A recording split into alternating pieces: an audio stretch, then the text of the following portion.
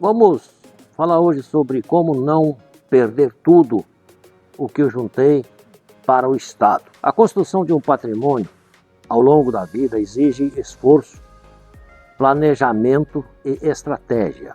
A falta de uma cultura jurídica adequada pode resultar na dilapidação dos bens por tributos, sucessões desordenadas e outras contingências que levam grande parte do patrimônio ao Estado. Para evitar essa perda e também evitar que a família empobreça, algumas medidas jurídicas são essenciais.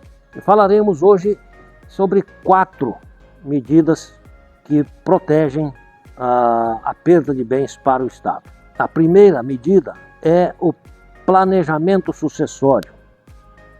Só que o planejamento sucessório, mais conhecido que nós temos no nosso dia a dia, são aqueles velhos institutos que estão lá no Código Civil. É o testamento, que nós sabemos que ele custa caro, cria confusão na família, ele não evita o inventário, pelo contrário, ele exige que seja feito inventário. Tanto é que para abrir esse inventário precisa ter a certidão de existência ou não do testamento. A cada momento ele pode ser anulado por arguição de nulidade ou mesmo por prática de atos que foram feitos de forma não legal ou não se observou a legalidade. Enfim, o testamento ele é um instrumento vetusto. Ele está no Código Civil porque é uma tradição que vem desde Roma, mas não resolve. Outra situação é a doação com reserva de usufruto. A doação com reserva de usufruto também tem seus percalços, porque uma vez que você fez a doação, para você reverter é somente com ação judicial. E somente em algumas situações, não é simplesmente querer reverter.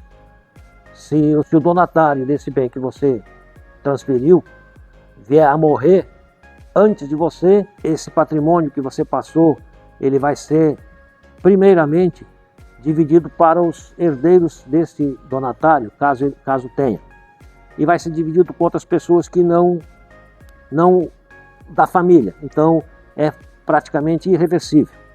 É reversível, sim, mas é muito custoso, é demorado e cria ranço, cria inclusive dissensões na família.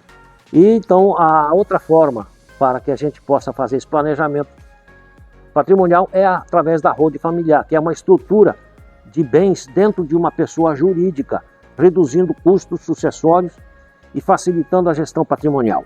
A segunda medida para evitar que o Estado leve o nosso suado patrimônio, a proteção patrimonial. Eu prefiro o termo estruturação patrimonial, pois ele evita que o patrimônio seja comprometido por dívidas, processos judiciais ou tributos excessivos.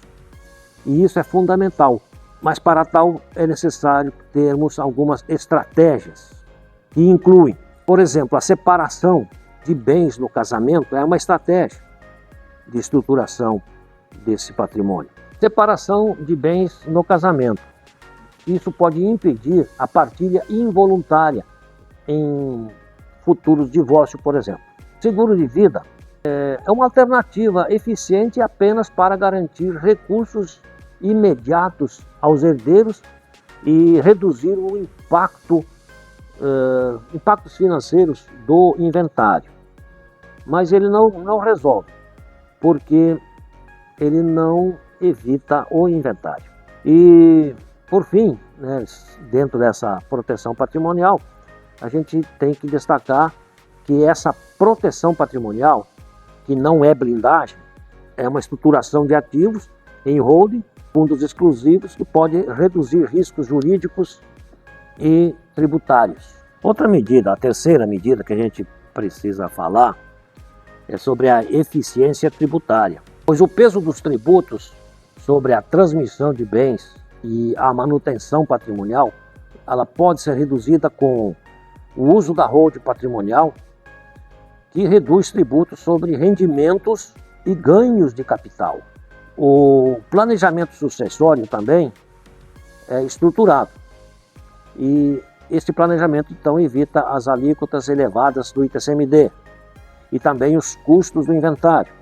A eficiência tributária visa também buscar benefícios e incentivos fiscais. Sim, é possível, pois permite explorar mecanismos legais que reduzem os impostos sobre a transmissão e a doação.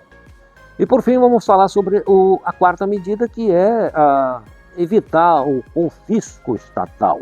A desorganização patrimonial pode resultar na perda de bens para o Estado em diferentes situações, como por exemplo, em caso de herança jacente, que é quando não há herdeiros conhecidos ou regularizados. O patrimônio então ele vai para o Estado. Uma outra situação que pode ocorrer, que é a prescrição de valores depositados em contas bancárias ou em contas de previdência privada. A falta de um planejamento estruturado permite que esses valores possam ficar lá esquecidos e assim o Estado se apoderar do seu suado patrimônio.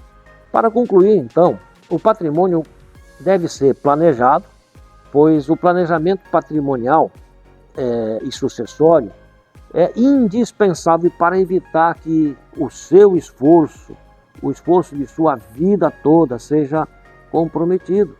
Com uma estrutura jurídica adequada, é possível garantir a preservação dos bens, reduzir os custos tributários e assegurar a continuidade do seu legado para a sua família.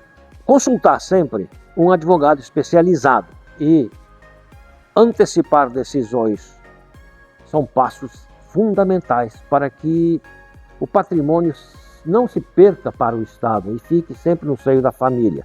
Ainda que você não tenha herdeiros necessários, mas você quer deixar os seus bens para alguém de sua estima, você precisa fazer isso, porque se você morrer sem deixar herdeiros necessários, obviamente que o Estado vai se apoderar de todo o seu sacrifício. Você pagou o imposto uma vida toda e ainda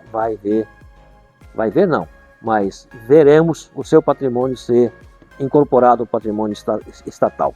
Evite isso, programe-se enquanto você tem vida e eu estou aqui para te ajudar. Qualquer coisa, nos procure para melhores orientações. Espero que esse conteúdo tenha ajudado a você e você pode, inclusive, compartilhar esse conhecimento. Muito obrigado.